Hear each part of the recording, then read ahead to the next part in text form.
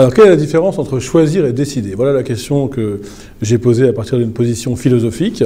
L'idée, c'est que quand on choisit, c'est rationnel, on fait un choix parce qu'on a examiné la situation et on arrive à l'issue de la réflexion, de la délibération, à une quasi-certitude, c'est A et c'est pas B, ça s'appelle un choix.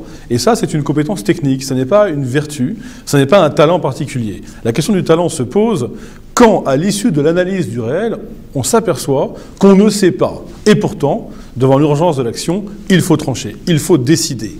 Cette décision relève d'un art et non d'une science, et c'est en ce sens que la décision n'est pas un simple choix.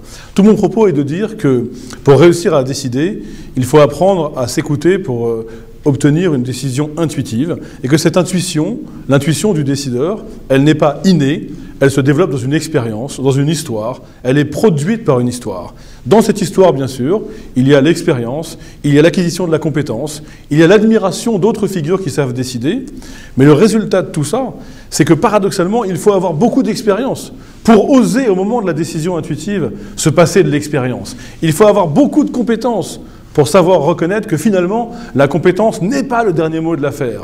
Il faut finalement apprendre à être soi. Nietzsche disait « deviens ce que tu es », apprendre à s'écouter, apprendre à se faire confiance, et c'est cela qui s'appelle décider. Platon disait « la vertu ne s'enseigne pas », et en effet, on n'apprend pas à quelqu'un à décider. En revanche, on lui montre qu'il est possible de s'écouter et de changer, de métamorphoser une expérience en une capacité audacieuse à oser se faire confiance.